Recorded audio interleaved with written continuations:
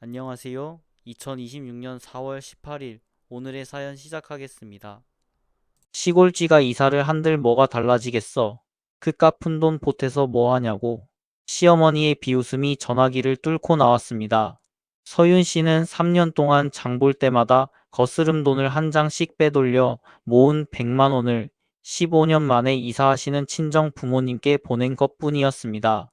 그날 저녁 시어머니는 서윤 씨 돈으로 마련한 50평대 아파트 거실에서 손님들을 모아놓고 말했습니다. 우리 민우가 능력이 좋아서 처갓집까지 다 먹여 살리는 거죠. 남편 사업 미천도 시어머니 아파트도 전부 서윤 씨 친정 부모님이 피땀 흘려 모은 돈으로 마련한 것이었습니다. 하지만 그날 밤 남편 양복 주머니에서 나온 것은 감사의 말이 아니었습니다. 최고급 호텔 결제 영수증과 380만 원짜리 여성용 명품 가방 영수증이었습니다. 떨리는 손으로 남편의 메신저를 열자 낯선 여자와의 대화가 끝없이 이어져 있었습니다. 서윤이 그녀는 아직도 눈치를 못 채. 바보 같은 게. 서윤 씨를 시골쥐라 부르던 시어머니는 이 불륜을 알고 있었을까요? 남편의 카드가 모조리 정지된 백화점 명품관에서 무슨 일이 벌어졌을까요? 그리고 부재중 전화 30통을 남긴 시어머니에게 서윤 씨는 어떤 이사를 선물했을까요? 사연 시작하기 전에 구독을 꾹 눌러주세요. 오늘의 사연 시작합니다.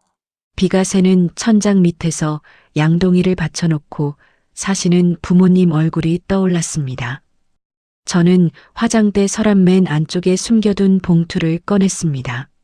1만 원짜리 지폐가 빼곡하게 들어찬 그 봉투는 장을 볼 때마다 거스름 돈을 한 장씩 빼돌려 3년에 걸쳐 모은 저의 전 재산이었습니다.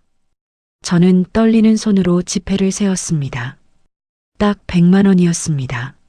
15년 만에 이사하시는 부모님께 고작 이 돈밖에 드릴 수 없다는 사실이 목구멍을 짓눌렀습니다.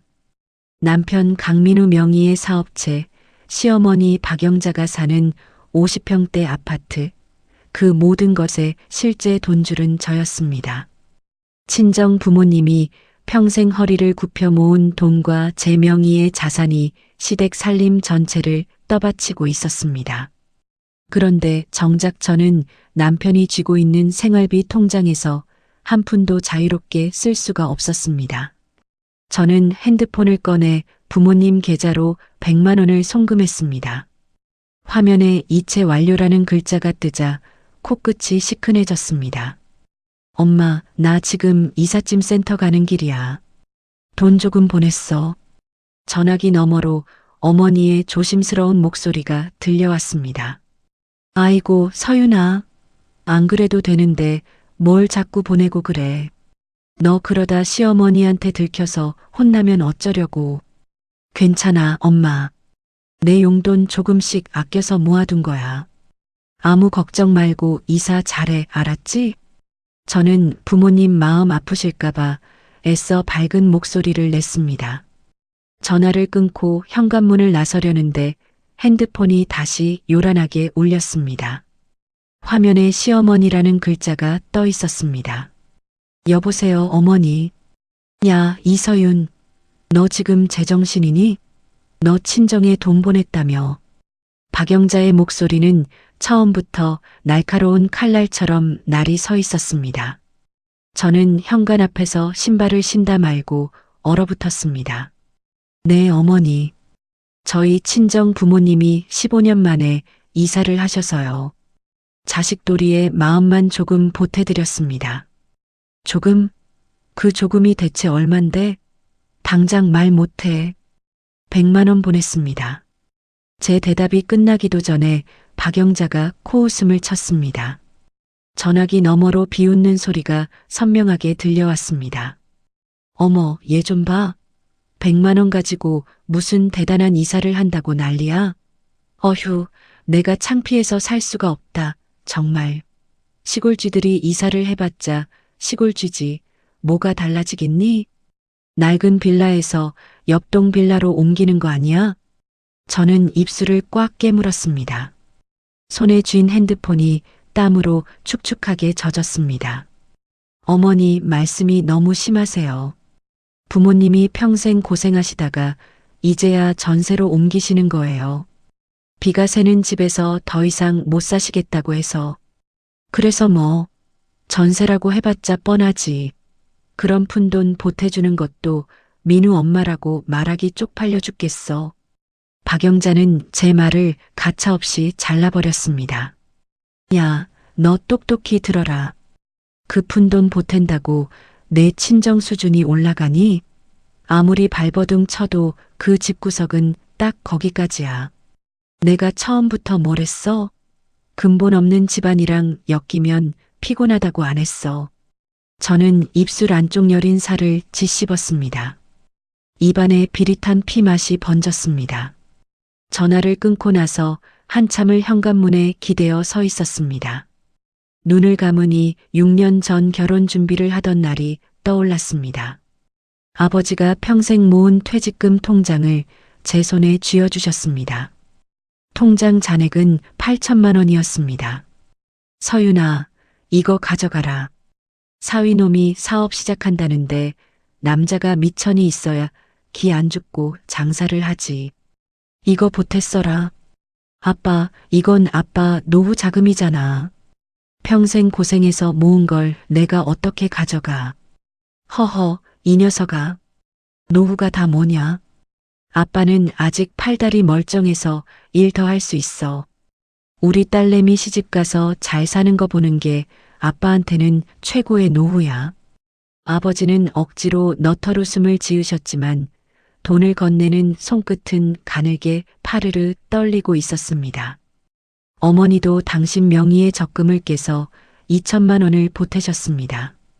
두 분이 쥐어주신 1억 원이 강민우 사업의 첫 종잣돈이었습니다. 그 뒤로도 사업 자금이 모자랄 때마다 부모님은 당신들 먹을 것, 입을 것 아껴가며 생활비를 쪼개 보내주셨습니다. 그 돈이 쌓이고 쌓여 지금의 시어머니 아파트가 되었고 강민우의 번듯한 사업체가 되었습니다. 부모님은 그 대가로 15년째 비가 새는 낡은 빌라에서 사셨습니다.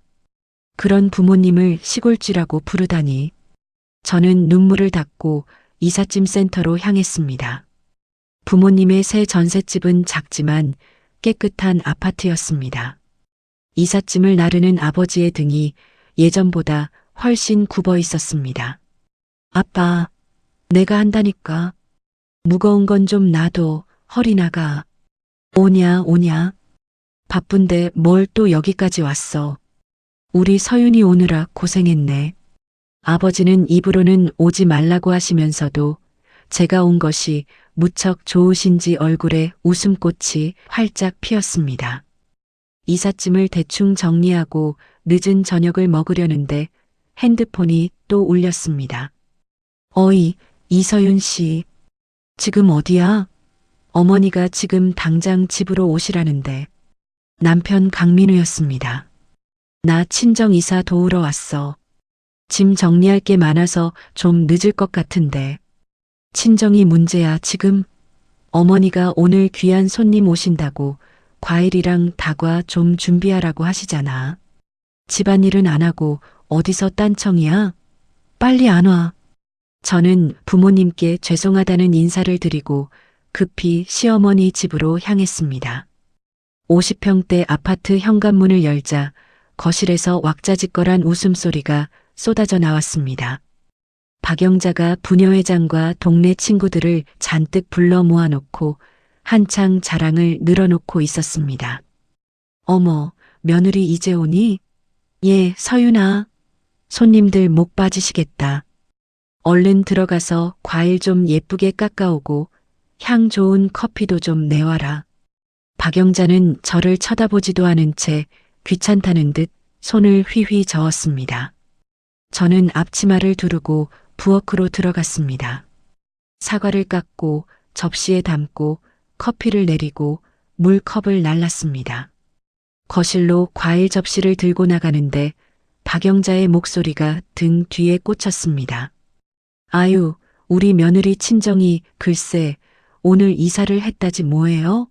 무려 15년 만에. 부녀회장이 눈을 동그랗게 뜨며 물었습니다. 어머나 15년이나요? 세상에 어디 좋은 데로 가셨나 봐요? 좋긴요. 그 허름한 빌라에서 겨우 작은 아파트 전세로 옮긴 거예요. 그것도 우리 민우가 불쌍하다고 돈을 듬뿍 보태줘서 겨우 간 거지. 안 그랬으면 평생 그 곰팡이 피는 집에서 살았을걸요? 저는 과일 접시를 내려놓으려다 손이 부들부들 떨려 멈췄습니다. 강민우가 보태준 돈은 단 한 푼도 없었습니다. 오히려 우리 부모님 돈을 가져다 쓴 게 누군데. 역시 사위복은 있네요. 그 집 부모님도. 민우 씨가 효자네 효자야. 부녀회장이 맞장구를 치자 박영자가 콧대를 높였습니다. 복이 있는 게 아니라 우리 민우 능력이 대단한 거죠. 처갓집 식구들 입에 풀칠까지 다 시켜주는데 이 정도면 성인군자 아니겠어요? 박영자가 찻잔을 들며 아주 의기양양하게 떠들어댔습니다. 저는 부엌으로 돌아와 싱크대를 양손으로 꽉 잡았습니다. 손가락 마디마디가 하얗게 질렸습니다.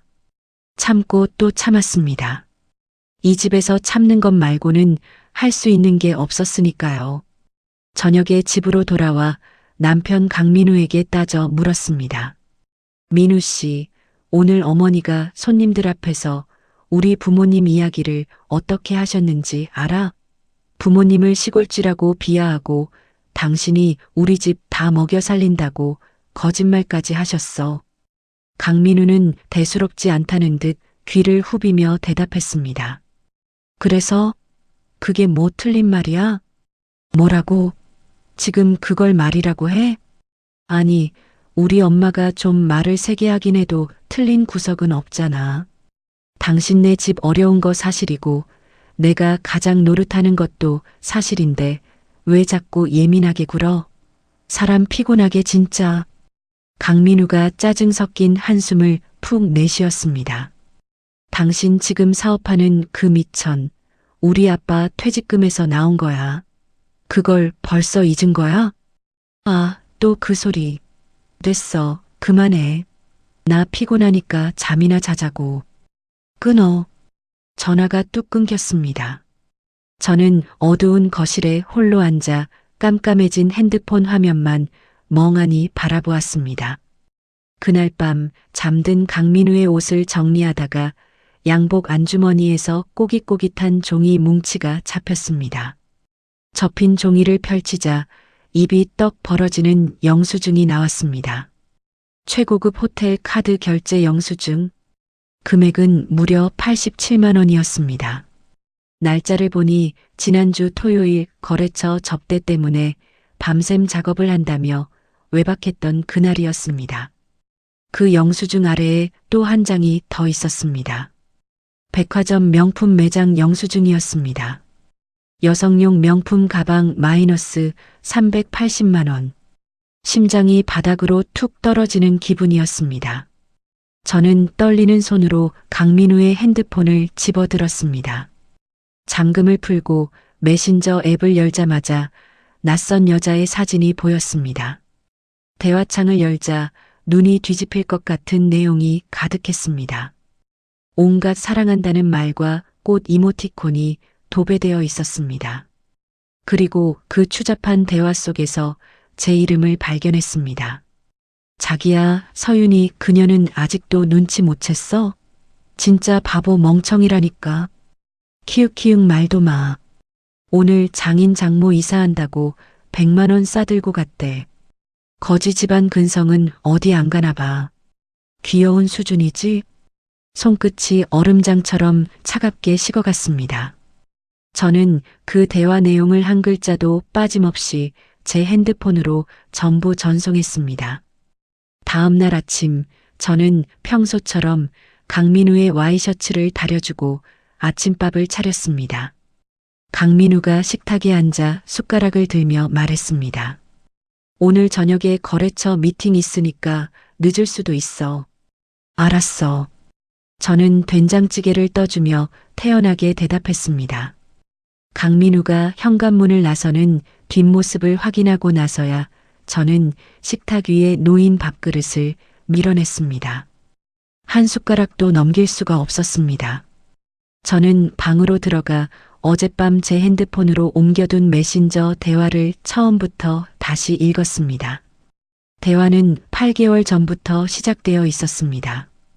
강민우가 내 생활비를 영수증까지 따져가며 통제하던 그 시간 동안 4명이의 가족 카드로 상간녀에게 매달 수백만 원어치의 선물을 사주고 있었습니다. 호텔, 명품 가방, 명품 구두, 고급 레스토랑, 결제 내역을 하나하나 짚어볼수록 속이 뒤집혔습니다. 그런데 대화를 더 읽어내려가던 저는 눈을 의심했습니다. 메신저 단체 대화방이 하나 더 있었습니다. 강민우, 상간녀, 그리고 시어머니 박영자. 3사람이 함께 들어가 있는 대화방이었습니다. 엄마, 지연이가 이번 주말에 시간 된대. 같이 밥 먹을래? 그래, 좋지. 지연 씨, 어머니가 맛있는 거 사줄게. 감사해요, 어머니. 항상 잘해주셔서 감동이에요. 저는 핸드폰을 쥔 손이 덜덜 떨리는 것을 멈출 수가 없었습니다. 시어머니가 알고 있었습니다. 아들의 불륜을 알면서도 상간녀에게 어머니라는 호칭을 허락하고 있었습니다. 대화를 더 올려보았습니다. 지연 씨는 집안도 좋고 능력도 있고 우리 민우한테 딱이야. 서윤이는 뭐 친정이 워낙 못 사니까 한계가 있지. 어머니 말씀이 맞아요. 저는 민우 씨를 진심으로 사랑하는 거예요. 그래, 알아. 서윤이 그년만 정리하면 되는 거야. 저는 핸드폰을 내려놓고 두 손으로 얼굴을 감쌌습니다. 손바닥 사이로 뜨거운 것이 흘러내렸습니다. 한참을 그렇게 앉아 있다가 저는 세수를 하고 옷을 갈아입었습니다. 울 시간이 없었습니다. 저는 확인해야 할 것이 있었습니다. 점심 무렵 저는 시어머니 아파트 근처 골목에 차를 세우고 기다렸습니다. 메신저 대화에서 오늘 낮 12시에 박영자와 상간녀가 단둘이 만나기로 한 약속을 확인해 두었습니다. 12시 10분 박영자가 아파트 정문을 나서 큰 길 쪽으로 걸어갔습니다. 저는 모자를 눌러 쓰고 먼 거리를 두고 뒤를 따랐습니다. 박영자가 들어간 곳은 백화점 꼭대기층에 있는 고급 레스토랑이었습니다. 창가 쪽 테이블에 젊은 여자가 먼저 앉아 있었습니다. 머리를 곱게 말아 올리고 명품 가방을 테이블 위에 올려놓은 여자가 박영자를 보자마자 환하게 웃으며 일어섰습니다. 어머니 오셨어요. 그래, 지연아. 오래 기다렸지. 어머니가 늦었네. 박영자가 상간녀의 손을 다정하게 잡으며 자리에 앉았습니다. 저는 레스토랑 안쪽 구석 테이블에 자리를 잡고 메뉴판으로 얼굴을 가렸습니다. 두 사람의 목소리가 또렷하게 들려왔습니다. 어머니, 민우 씨가 다음 달에 가방 하나 더 사준다고 했어요. 그래, 당연하지. 우리 민우가 능력이 있으니까. 지연이한테는 아깝지 않아. 상간녀 지연이 물잔을 들며 목소리를 낮췄습니다. 근데 어머니, 서윤 씨가 눈치채면 어쩌죠? 박영자가 콧방귀를 뀌었습니다. 그년이 뭘 알겠어. 눈치가 있으면 진작 알아챘지. 멍청한 게 하나 좋은 거야. 부려먹기 편하거든. 어머니도 참. 지연이 입을 가리고 킥킥거렸습니다. 내가 생각한 건 말이야. 박영자가 포크로 샐러드를 찍으며 말을 이었습니다. 서윤이 친정 돈으로 마련한 거 있잖아. 민우 사업이랑 아파트. 그거 다 정리해서 우리 쪽으로 넘기고 서윤이는 깔끔하게 내보내는 거야. 그게 가능해요. 당연하지. 민우가 변호사 알아보고 있어. 서윤이 친정 보증금까지 빼오면 당분간 자금도 넉넉하고. 저는 메뉴판을 잡은 손끝에 힘을 주었습니다. 손톱이 종이의 반달 모양으로 파고들었습니다. 그 빈대 같은 년 시집와서 한 게 뭐 있다고. 친정에서 가져온 푼돈 좀 보탠 거 가지고 평생 큰 소리나 치고. 어휴. 박영자가 혀를 찼습니다.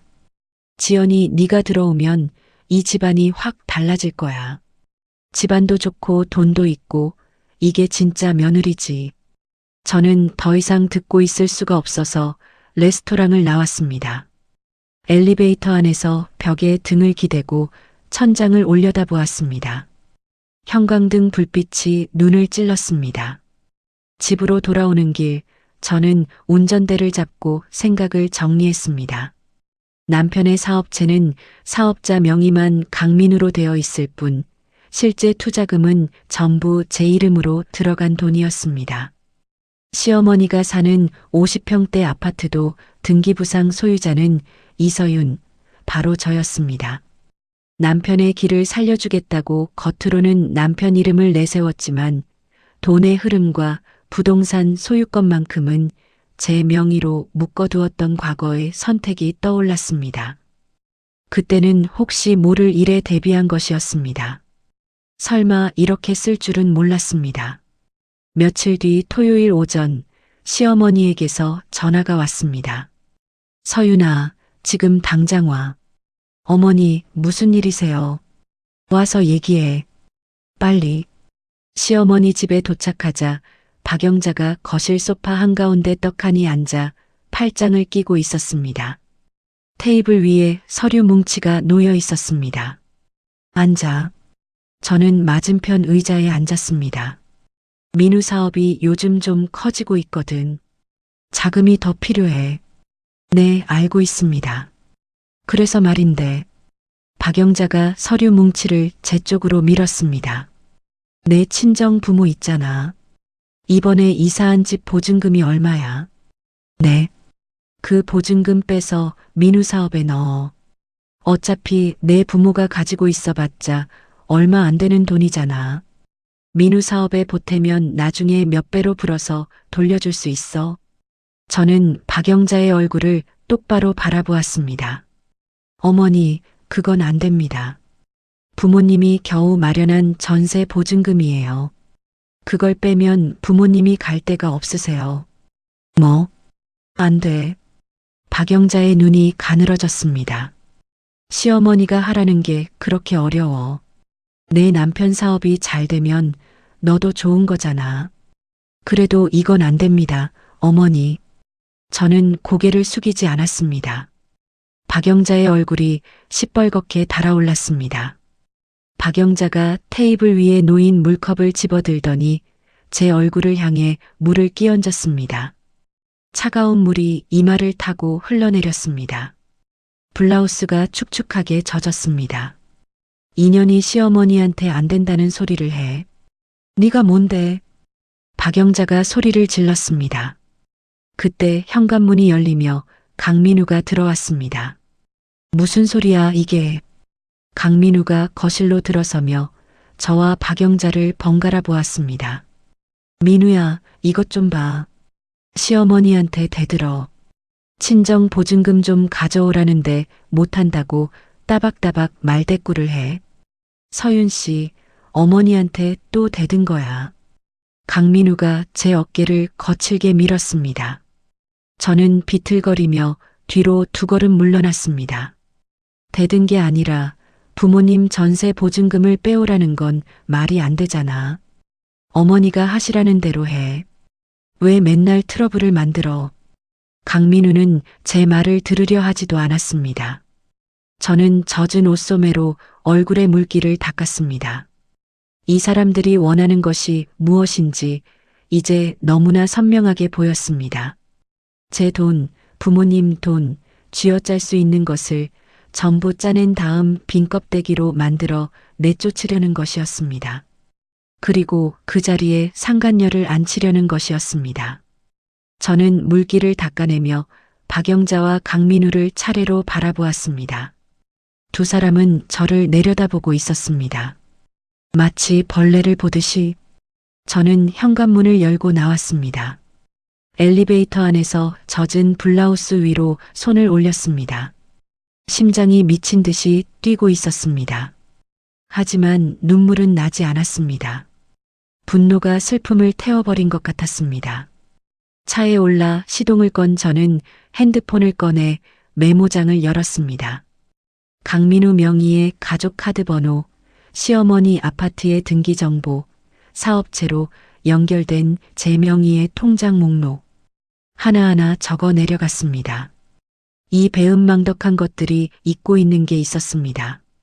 이 모든 것의 주인은 저라는 사실을 말입니다. 시어머니 집을 나온 다음 날 저는 아침 일찍 집을 나섰습니다. 강민우가 출근하고 빈집에 혼자 남은 저는 옷장에서 가장 단정한 외출복을 꺼내 입었습니다. 거울 앞에서 얼굴을 확인했습니다. 어제 박영자가 뿌린 물 자국은 사라졌지만 눈 밑에 짙은 그림자가 내려앉아 있었습니다. 첫 번째로 향한 곳은 은행이었습니다. 저는 창구 직원에게 제 명의로 발급된 모든 카드의 사용 내역서를 요청했습니다.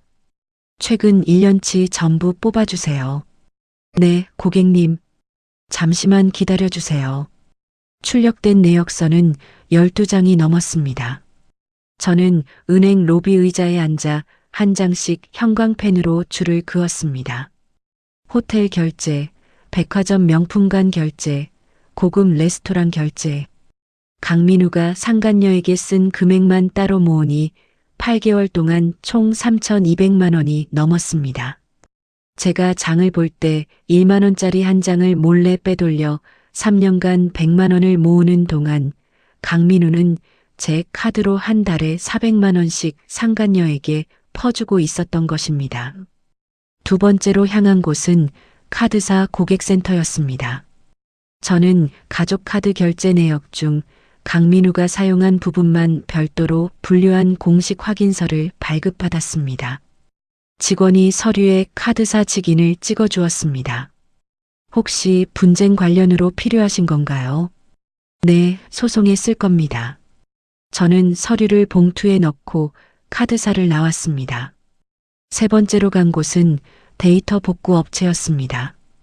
전날 밤 강민우가 샤워하는 사이에 주차장으로 내려가 강민우 차량의 블랙박스 메모리 카드를 빼두었습니다. 업체 직원에게 카드를 건네며 말했습니다. 삭제된 파일까지 전부 복구해 주세요. 음성 파일 위주로요. 3시간 정도 걸립니다.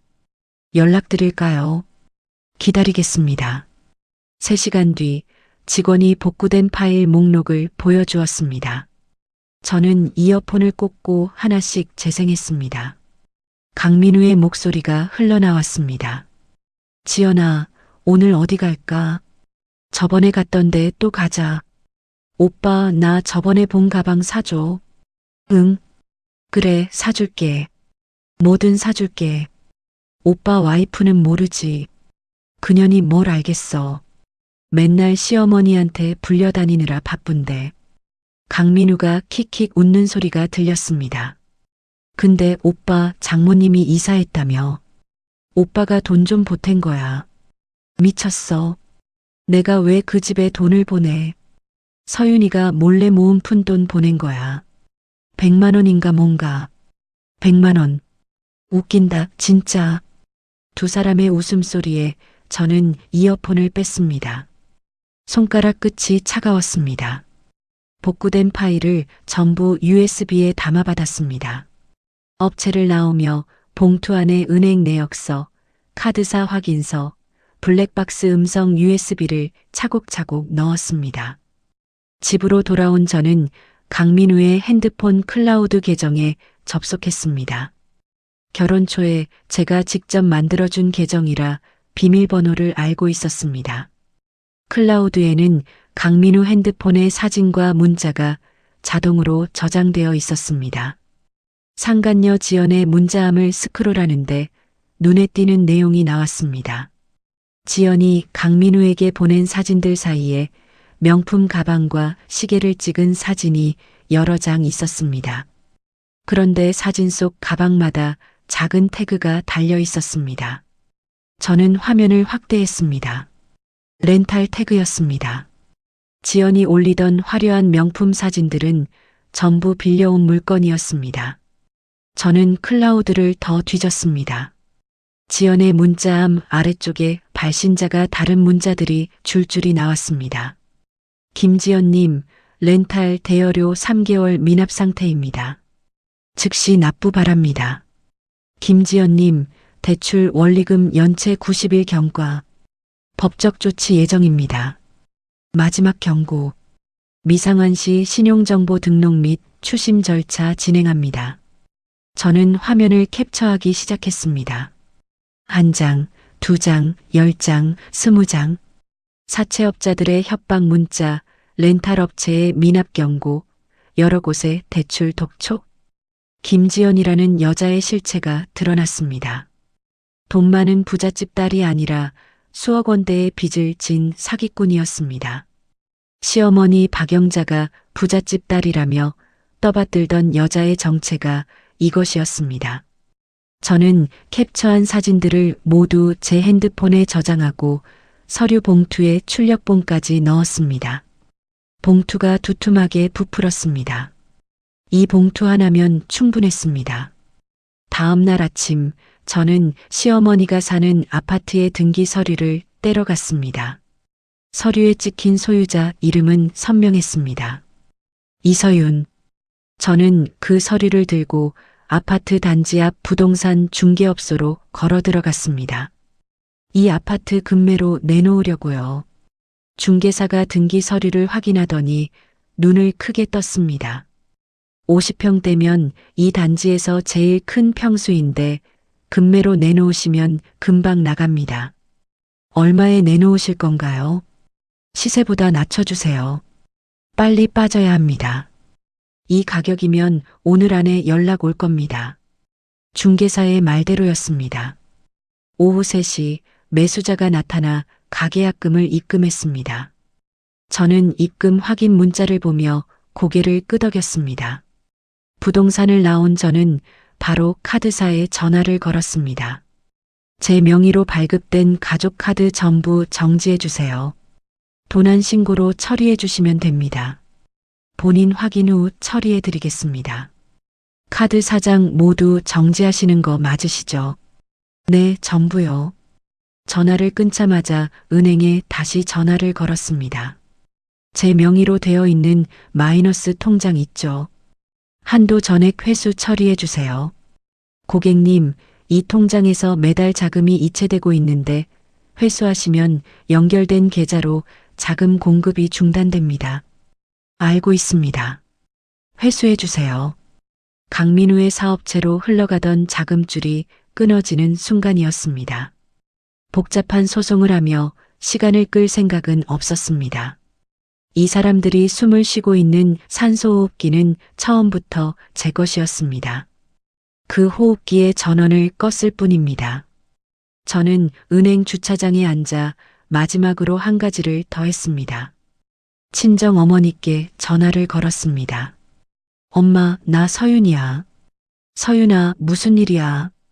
목소리가 왜 그래? 엄마, 아빠랑 여행 좀 다녀오세요. 제가 호텔 잡아놨어요. 용돈도 보낼게요. 갑자기 무슨 여행이야? 이사한 지 얼마나 됐다고. 그냥 좀 쉬다 오세요. 새집 정리는 나중에 해도 되잖아요. 네. 어머니는 한참 망설이시다가 알겠다고 하셨습니다. 저는 호텔 숙박권과 용돈을 부모님 계좌로 보내드렸습니다. 부모님은 안전한 곳에 계셔야 했습니다. 내일부터 벌어질 일에 부모님이 휘말리면 안 되었습니다. 저는 핸드폰 전원을 껐습니다. 어두워진 화면 위에 제 얼굴이 비쳤습니다. 입꼬리가 올라가 있었습니다. 다음 날 아침 10시, 저는 사설 포장이사 센터 직원 3명과 열쇠공 1명을 데리고 시어머니 아파트 앞에 섰습니다. 이사업체 트럭이 아파트 정문 앞에 멈춰 서자 경비실에서 경비원이 고개를 내밀었습니다. 몇 동이에요? 103동 2501호요. 저는 담담하게 대답하고 엘리베이터에 올랐습니다. 이사센터 직원들이 빈 박스와 테이프를 양손에 들고 뒤따라왔습니다. 2501호 앞에 도착하자 열쇠공이 도구 가방을 열었습니다. 이 도어락 기종이면 5분이면 됩니다. 부탁드립니다. 열쇠공이 도어락 패널을 분해하기 시작했습니다. 딸깍 하는 소리와 함께 현관문이 열렸습니다. 집안은 조용했습니다. 커튼이 쳐진 거실은 어두웠고 안방 쪽에서 코 고는 소리가 희미하게 들려왔습니다. 시어머니 박영자는 아직 잠들어 있었습니다. 저는 이사센터 직원들에게 고개를 끄덕여 보였습니다. 거실 가전이랑 가구는 제가 산 겁니다. 그건 그대로 두시고 안방 장롱 안에 있는 옷이랑 개인 물건들만 박스에 담아주세요. 직원들이 안방 문을 열고 들어가자마자 쿵쿵거리는 소리가 났습니다. 장롱 문이 열리고 옷걸이가 철커덕거리는 소리가 집 안가득 울렸습니다. 누구야? 안방에서 박영자의 비명이 터져 나왔습니다.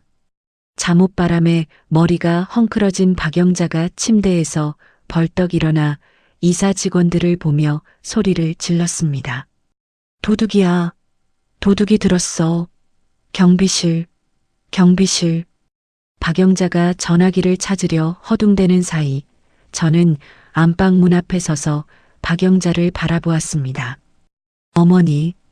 박영자가 제 얼굴을 보더니 눈이 휘둥그레졌습니다. 서윤아. 너 이게 무슨 짓이야? 이 사람들은 뭐야? 이사 도와드리러 왔습니다. 어머니. 이사라니. 무슨 이사? 네가 미쳤어. 박영자가 이사 직원의 팔을 붙잡고 늘어졌습니다. 당장 나가. 여기 내 집이야. 내 집에서 뭘 하는 거야? 직원이 난처한 표정으로 저를 돌아보았습니다. 저는 준비해둔 서류 봉투에서 등기 서류를 꺼내 박영자 앞에 펼쳐 보였습니다.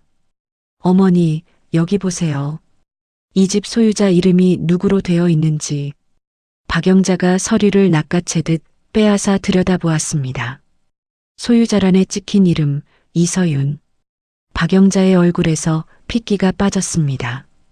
이건 이 집은 제 명의입니다. 제 돈으로 산 제 집이에요. 어머니는 여기 사시는 분이지 주인이 아니세요. 그래도 네가 어떻게 시어머니를 쫓아내. 이게 사람이 할 짓이야. 박영자의 목소리가 떨리기 시작했습니다. 어머니께서 저한테 하신 말씀 기억나세요? 시골쥐가 이사해봤자 시골쥐라고 하셨죠. 저는 박영자의 눈을 똑바로 들여다보며 말했습니다. 어머니도 한번 이사를 해보셔야 할 것 같아서요. 시골쥐가 어떤 기분인지 직접 느껴보시라고 제가 이사를 시켜드리는 겁니다. 서윤아, 잠깐만 얘기 좀 하자. 박영자가 제 팔을 두 손으로 움켜잡았습니다. 손톱이 제 팔뚝에 파고들었습니다. 저는 박영자의 손을 가만히 떼어내며 이사 직원들을 향해 말했습니다. 계속 진행해 주세요.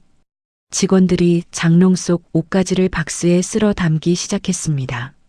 한복, 외출복, 속옷, 양말이 뒤섞여 종이박스 안으로 들어갔습니다. 화장대 위에 화장품과 거울, 서랍 속 잡동사니도 전부 박스 안으로 밀어 넣었습니다. 안 돼. 이것들 내 물건이야. 함부로 만지지 마.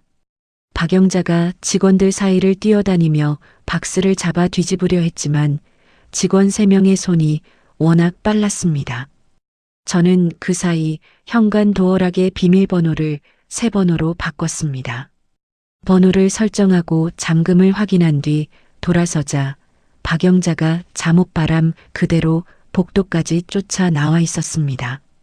서윤아, 네가 이러면 안 돼. 내가 민우한테 전화할 거야. 민우가 가만 안 둬. 저는 대답하지 않았습니다. 이사 직원들이 박스 5개를 복도에 내려놓았습니다. 박영자의 개인 짐 전부였습니다. 나머지 가전이랑 가구는 현관문 안쪽에 그대로 두시면 됩니다. 수고하셨습니다. 저는 직원들에게 인사를 하고 엘리베이터를 눌렀습니다. 서윤아, 이것 좀 봐. 내가 내 시어머니야. 시어머니를 이렇게 내쫓으면 천벌받아. 박영자의 고함이 복도 전체에 울렸습니다. 엘리베이터 문이 닫히는 순간까지 박영자의 목소리가 귀를 때렸습니다. 차에 올라타자 핸드폰 화면이 미친 듯이 깜빡이기 시작했습니다. 시어머니 박영자의 전화였습니다. 한 통, 두 통, 다섯 통. 끊어도 다시 걸려왔습니다. 10통, 20통. 화면에 부재중 전화 30이라는 숫자가 찍혔을 때 저는 박영자의 번호를 수신 차단으로 눌렀습니다. 그 시각 강민우는 상간녀 김지연과 함께 백화점 명품관에 있었습니다. 이것은 제가 나중에 알게 된 일입니다. 강민우가 매장 직원에게 유리 진열대 안의 가방을 가리키며 말했습니다. 저거 한정판이죠. 그거 빼주세요. 네, 고객님. 2,800만 원입니다. 김지연이 강민우의 팔짱을 끼며 매장 직원에게 환하게 웃어 보였습니다. 오빠 역시 최고야. 강민우가 지갑에서 카드를 꺼내 직원에게 건넸습니다. 직원이 카드를 기계에 넣더니 고개를 갸웃거렸습니다. 고객님, 죄송한데 이 카드가 승인이 거절됐습니다. 뭐? 다른 카드로 해볼게요. 강민우가 지갑을 뒤져 두 번째 카드를 내밀었습니다. 직원이 다시 기계에 넣었습니다. 이 카드도 정지 상태로 나옵니다. 그럴 리가 없는데. 강민우의 이마에 땀이 맺히기 시작했습니다. 세 번째 카드, 네 번째 카드. 전부 같은 결과였습니다. 고객님, 카드가 전부 도난 분실 정지 처리되어 있습니다.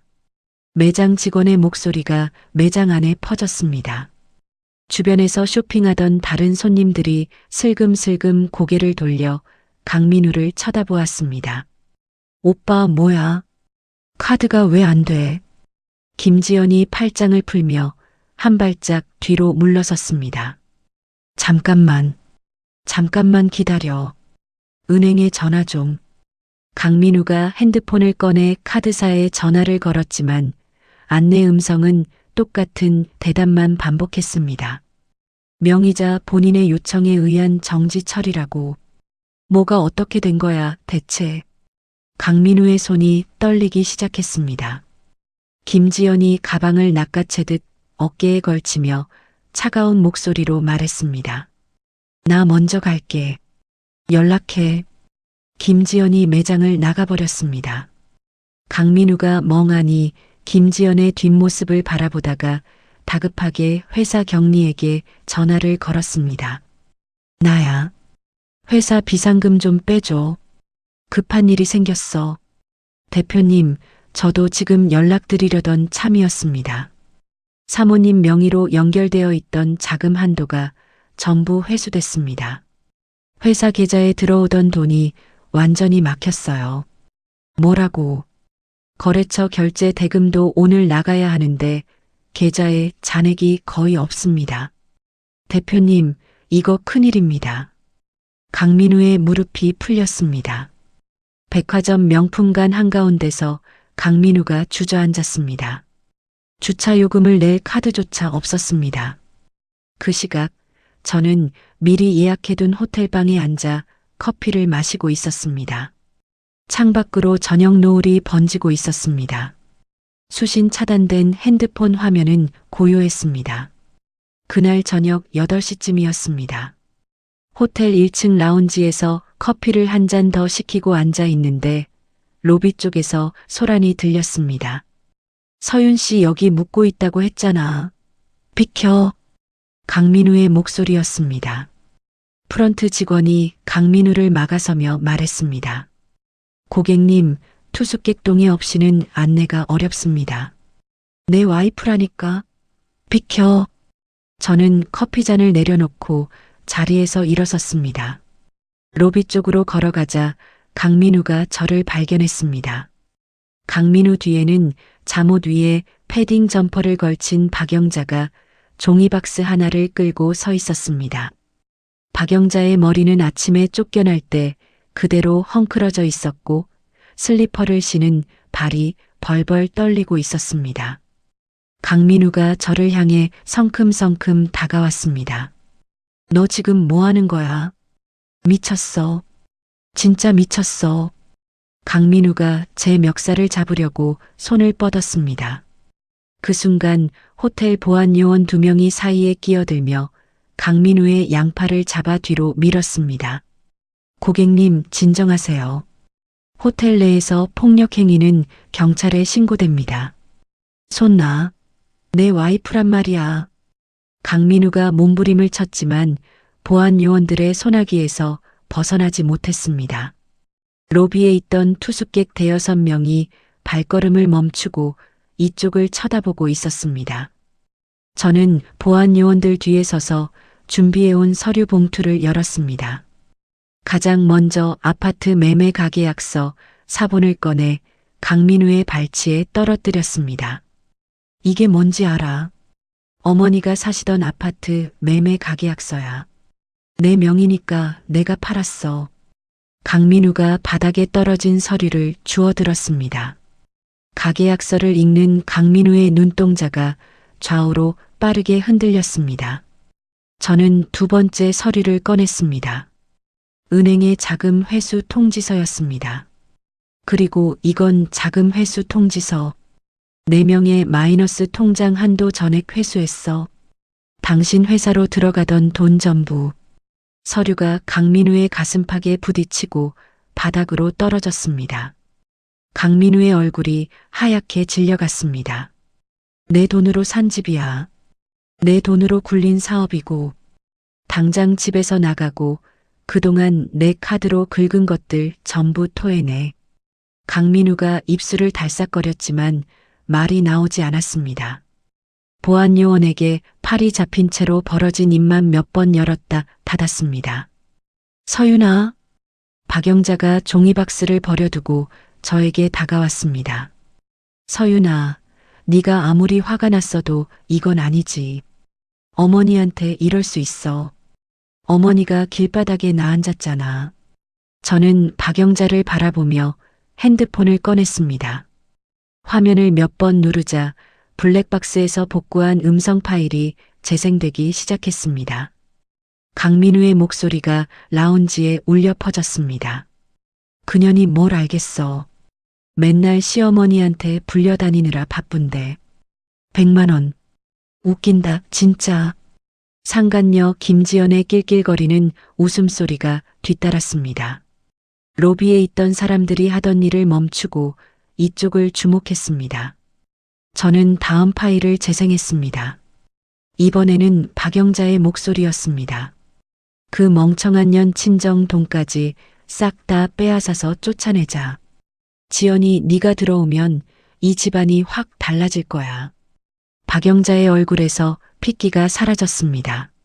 자기 목소리를 듣는 순간 입을 벌린 채 그대로 굳었습니다. 어머니, 이 목소리 누구 건지 아시죠? 며느리를 쫓아내고 상간녀를 새 며느리로 들이려고 작당모에 하시던 거 제가 전부 듣고 있었습니다. 그건 그냥. 박영자가 손을 내저으며 뒷걸음질 쳤습니다. 저는 서류 봉투에서 마지막 서류 묶음을 꺼냈습니다. 이혼 소장이었습니다. 그 아래에 남편의 가족카드 부정 사용액에 대한 손해배상 청구서를 겹쳐 테이블 위에 탁 내려놓았습니다. 이혼 소장이야. 그리고 이건 내 카드로 상간녀한테 긁어댄 3,200만 원에 대한 손해배상 청구서. 한 푼도 안 깎아줄 거니까 각오해. 강민우가 보안 요원의 손을 뿌리치며 테이블 위에 서류를 집어들었습니다. 이혼 소장을 읽어내려가는 강민우의 손이 종이장처럼 떨렸습니다. 서윤 씨, 잠깐. 이건 좀 얘기를 하고. 할 얘기 없어. 변호사끼리 하면 돼. 저는 돌아서서 엘리베이터 쪽으로 걸어갔습니다. 서윤아, 제발. 등 뒤에서 털썩 하는 소리가 났습니다. 돌아보니 박영자가 로비 대리석 바닥에 무릎을 꿇고 앉아 있었습니다. 박영자가 제 바지를 2손으로 잡고 매달렸습니다. 서윤아, 어머니가 잘못했어. 한 번만 용서해줘. 어머니가 갈 데가 없어. 응, 서윤아. 박영자의 코에서 콧물이 흘러내렸습니다. 아침까지 부녀회장과 어울려 사모님 행세를 하던 사람의 얼굴이 아니었습니다. 로비에 있던 투숙객들이 박영자를 보며 수군거렸습니다. 저는 박영자의 손을 하나씩 떼어냈습니다. 차갑게 천천히.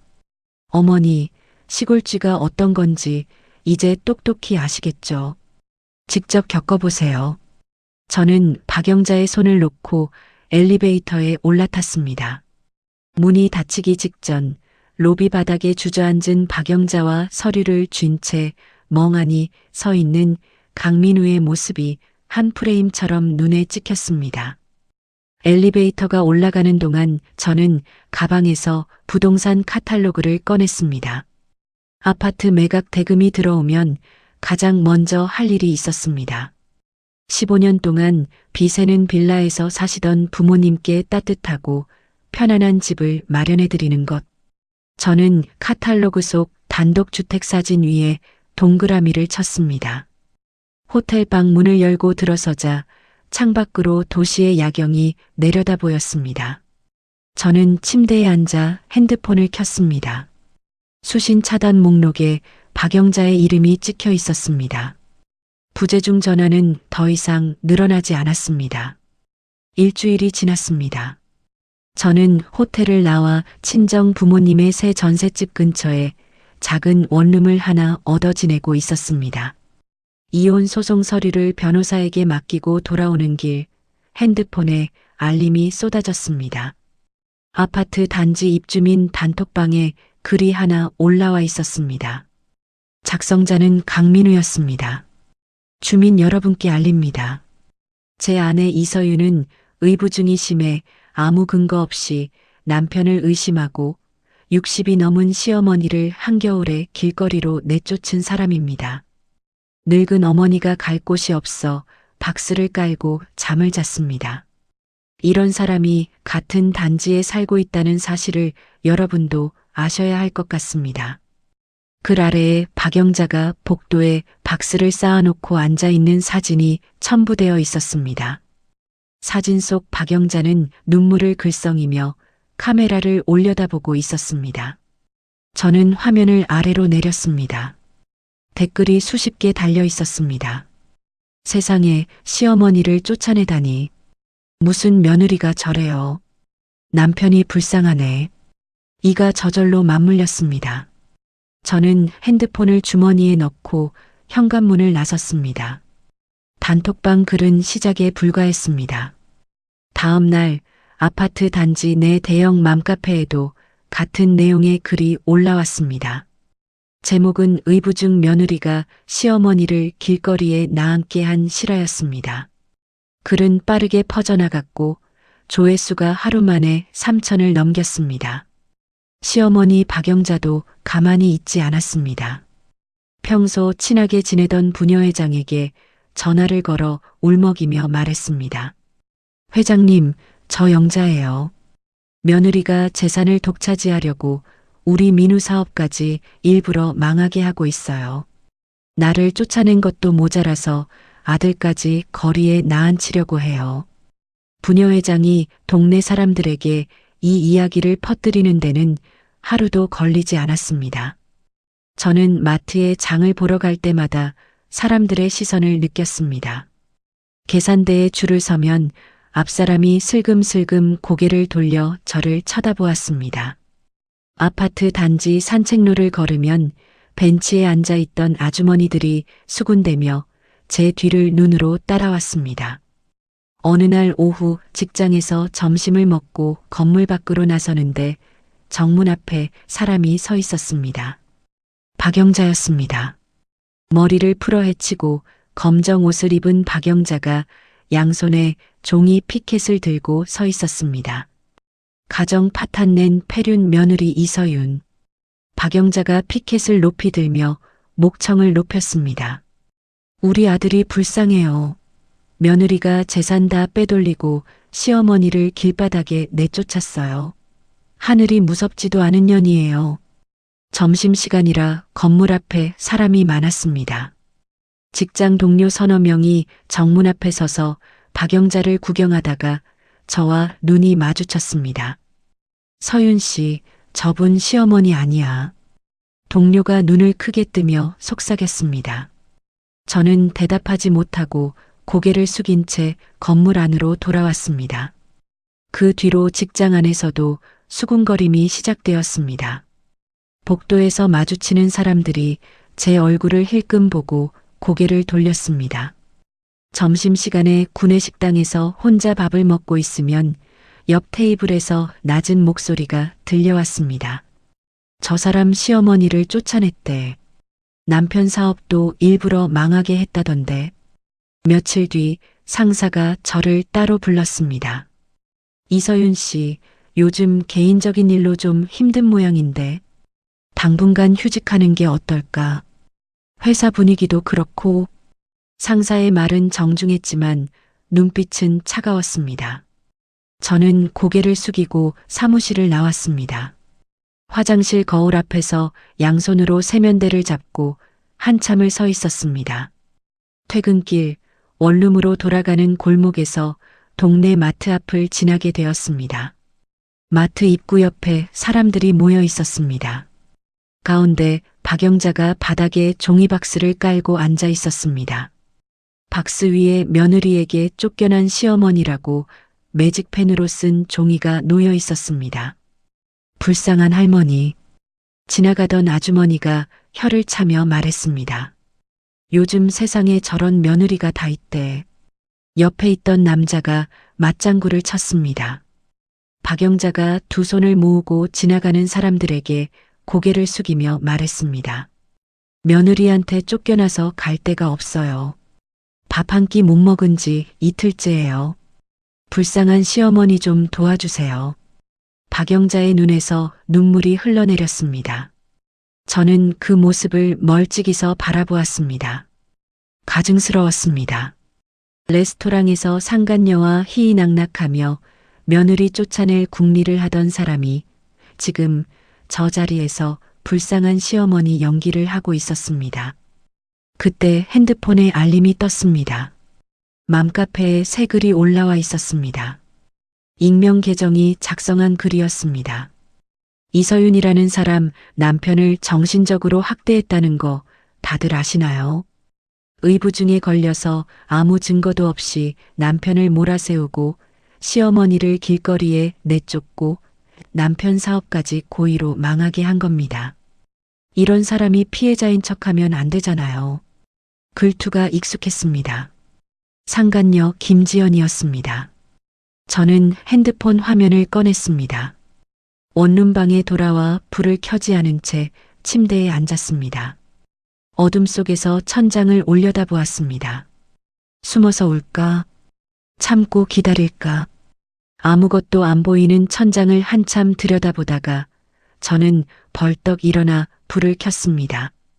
저는 핸드폰을 집어들고 아파트 단지 게시판을 열었습니다. 이번 주 토요일 부녀회장이 주최하는 대형 바자회가 아파트 단지 내 광장에서 열리는 안내문이 올라와 있었습니다. 주민 전체가 참여하는 연례 행사라 수백 명이 모이는 자리였습니다. 저는 토요일 날짜에 동그라미를 쳤습니다. 서류 봉투를 열어 안에 든 것들을 하나씩 확인했습니다. 은행 내역서, 카드사 확인서, 블랙박스 음성 USB, 상간녀의 빚 독촉 문자 캡처본. 진흙탕에 빠뜨리려 했으면 잘된 일이었습니다. 저도 기꺼이 뛰어들 생각이었으니까요. 토요일 오후 2시 아파트 단지 중앙광장이 사람들로 가득 찼습니다. 부녀회장이 마이크를 잡고 바자회 개회 인사를 하고 있었습니다.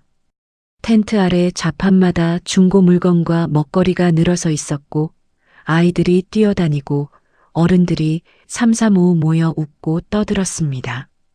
광장 한쪽 구석에 박영자가 와 있었습니다. 검정 옷에 피켓을 들고 서서 지나가는 사람들에게 고개를 숙이고 있었습니다. 강민우는 보이지 않았습니다. 저는 광장 입구에 서서 가방 안의 서류 봉투와 USB를 손으로 만져보았습니다. 심장이 빠르게 뛰었지만 손은 떨리지 않았습니다. 부녀회장의 개회사가 끝나고 바자회가 시작되었습니다. 사람들이 좌판 사이를 오가며 물건을 구경하기 시작했습니다. 저는 사람들 틈을 빠져나가 무대 쪽으로 걸어갔습니다. 무대 위에는 마이크와 앰프가 세팅되어 있었고 바자회 진행을 맡은 사회자가 잠깐 자리를 비운 상태였습니다. 저는 무대 계단을 올라 마이크 앞에 섰습니다. 주민 여러분, 잠깐만 시간을 내주시겠습니까? 앰프를 통해 제 목소리가 광장 전체에 울렸습니다. 좌판을 구경하던 사람들이 고개를 돌렸습니다. 부녀회장이 눈살을 찌푸리며 무대 쪽으로 걸어왔습니다. 저기요, 지금 뭐 하시는 거예요? 바자회 중인데. 2분만 주십시오. 최근 2단지 단톡방과 맘카페에 저에 대한 글이 많이 올라왔습니다. 저 이서윤이 의부증에 걸린 독한 며느리라는 글이요. 사람들이 웅성거리기 시작했습니다. 광장 구석에 있던 박영자가 제 목소리를 듣고 고개를 빳빳이 세웠습니다. 그 글을 쓴 사람은 제 남편 강민우입니다. 저는 오늘 그 글이 전부 거짓이라는 증거를 가지고 왔습니다. 저는 가방에서 USB와 연결 케이블을 꺼내 무대 위 앰프에 연결했습니다. 손가락으로 재생 버튼을 눌렀습니다. 강민우의 목소리가 광장에 쩌렁쩌렁 울려 퍼졌습니다. 지연아, 오늘 어디 갈까? 저번에 갔던데 또 가자. 오빠, 나 저번에 본 가방 사줘. 응. 그래, 사줄게. 뭐든 사줄게. 사람들의 수다가 뚝 멈추었습니다. 수백 개의 눈이 무대 위 스피커를 향했습니다. 오빠 와이프는 모르지. 그년이 뭘 알겠어.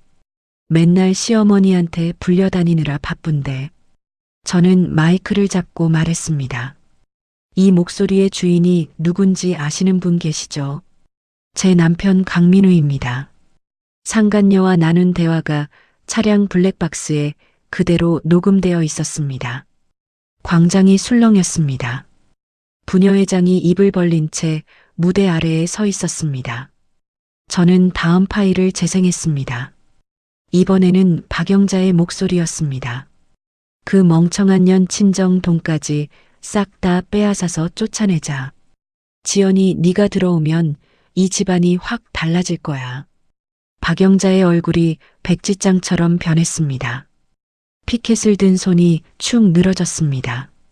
서윤이는 뭐 친정이 워낙 못 사니까 한계가 있지. 서윤이 그년만 정리하면 되는 거야. 광장 여기저기에서 탄식이 터져 나왔습니다. 세상에, 시어머니가 저런 짓을. 아까 그 피켓 들고 있던 할머니잖아. 사람들의 고개가 일제히 박영자 쪽으로 돌아갔습니다. 박영자가 피켓을 바닥에 떨어뜨리고 뒷걸음질 치기 시작했습니다. 잠깐. 저건 오해야. 그냥 농담으로 한 말이야. 박영자가 두 손을 내저으며 말했지만 아무도 귀를 기울이지 않았습니다. 저는 무대에서 내려와 박영자 앞으로 걸어갔습니다. 어머니, 거기 서세요. 박영자가 몸을 돌려 도망치려 했지만 주변에 몰려든 사람들의 벽에 가로막혔습니다.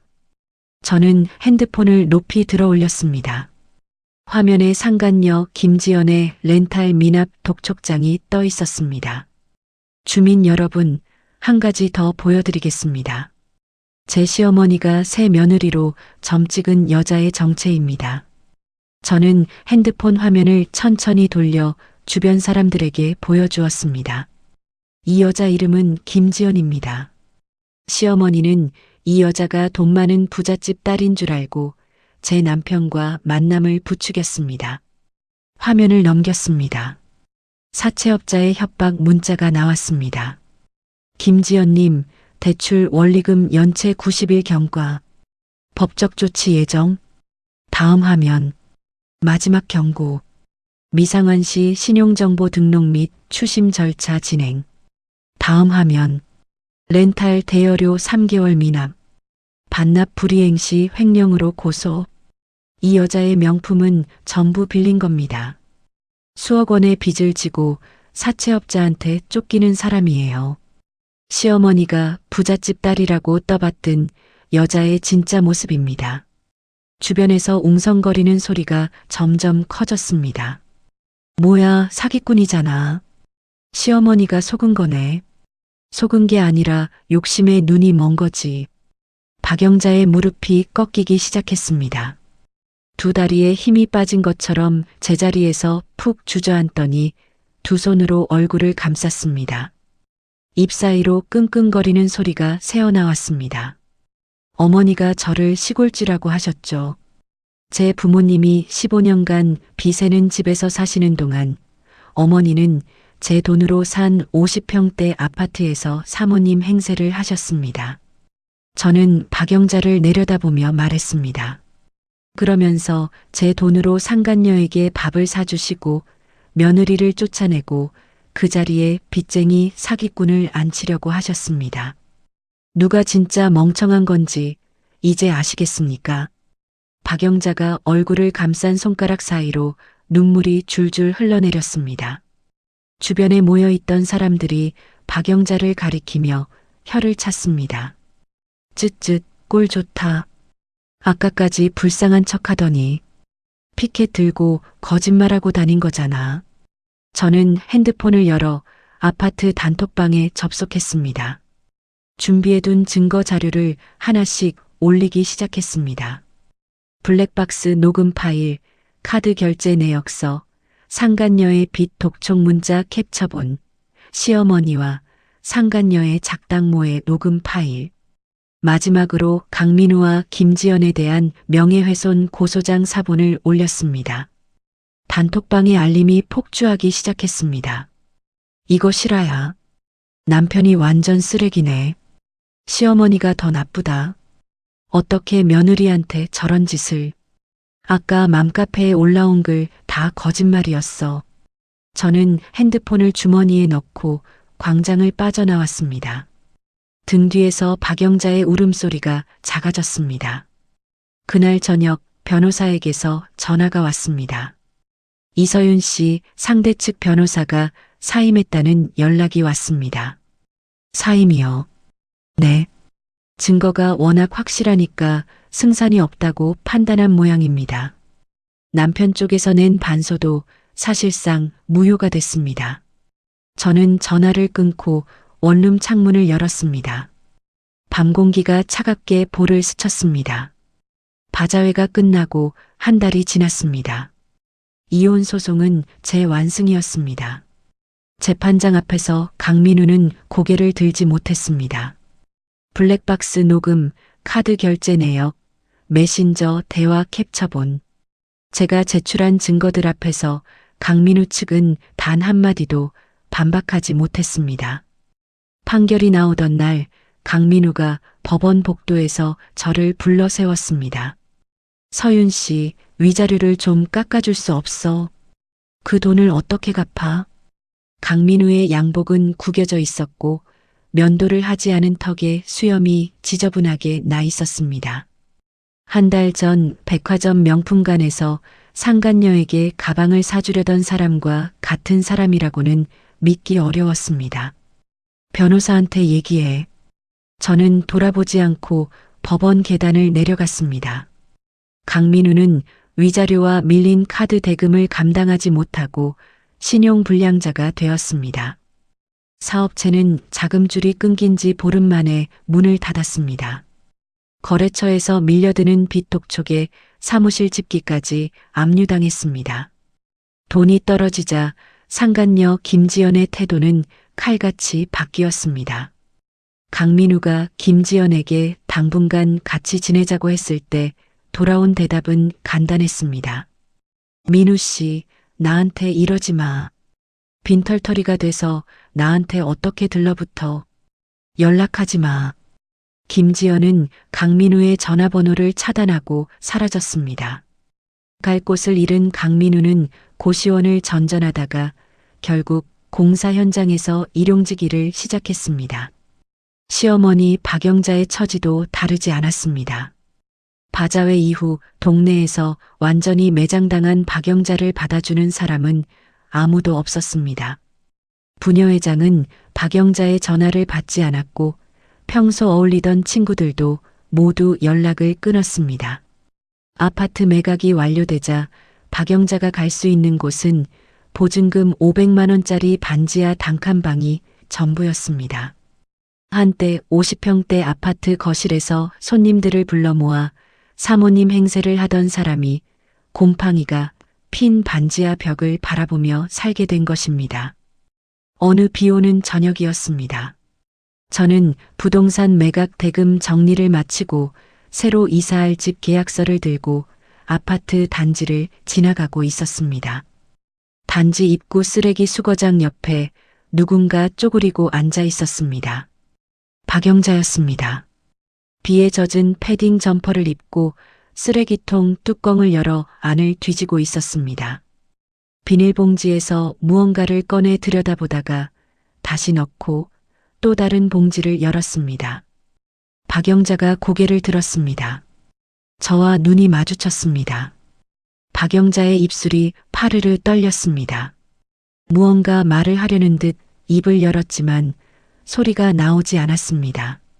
박영자는 비에 젖은 얼굴을 돌리고 쓰레기 수거장 뒤편으로 종종 걸음을 쳤습니다.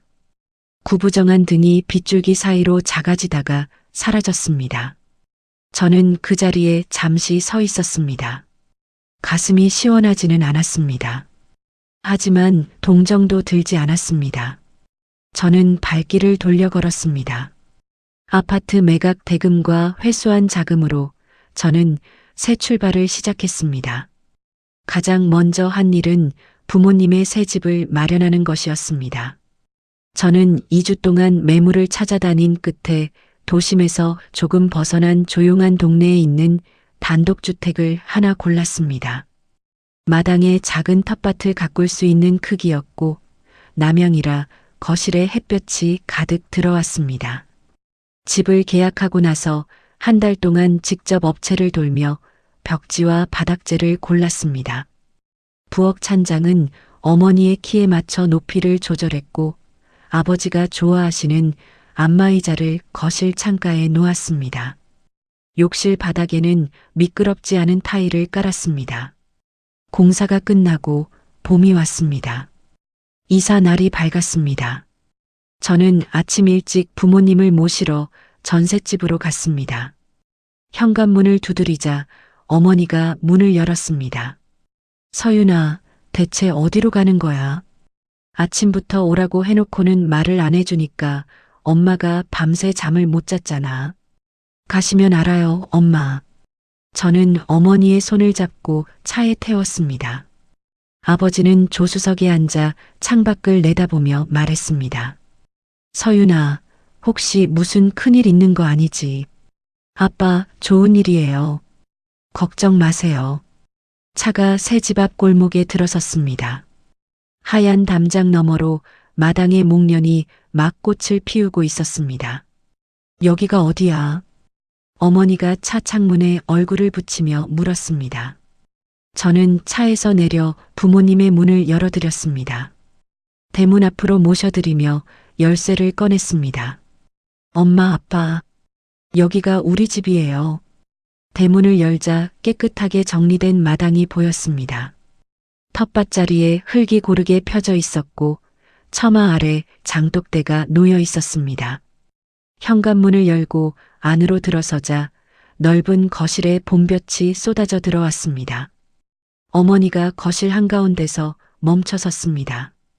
벽지를 만지고 바닥을 내려다보고 부엌 찬장을 열어보았습니다. 찬장 높이가 어머니의 손이 닿는 정확한 위치에 맞춰져 있었습니다. 이게 뭐야, 서윤아? 어머니의 목소리가 떨렸습니다. 엄마 키에 맞춰서 만든 거예요. 이제 발끝으로 안 서도 돼요. 어머니가 입을 틀어막고 울기 시작했습니다. 아버지가 거실 창가에 놓인 안마의자를 보더니 코를 훌쩍거렸습니다. 이게 얼마짜린데 이런 걸? 아빠가 허리 아프다고 하셨잖아요. 매일 앉아 계세요. 아버지가 고개를 돌렸습니다. 창밖을 보는 척했지만 귀가 빨갛게 물들어 있었습니다. 서윤아. 어머니가 제 손을 두 손으로 꼭 잡았습니다. 우리 딸 고생 많았다. 엄마 아빠가 돈이 없어서 네가 그 집에서 그렇게 힘들었던 거 알아. 다 알고도 아무것도 못 해줘서 엄마가 얼마나. 엄마, 그런 말 하지 마요. 엄마 아빠가 주신 돈으로 제가 다시 일어선 거예요. 그러니까 이건 당연한 거예요. 어머니가 제 손등에 얼굴을 묻고 울었습니다. 저도 코끝이 시큰거려 천장을 올려다보았습니다. 햇볕이 들어오는 거실 천장에는 물 얼룩 하나 없었습니다. 15년간 양동이를 바치며 살던 그 낡은 빌라의 천장과는 달랐습니다.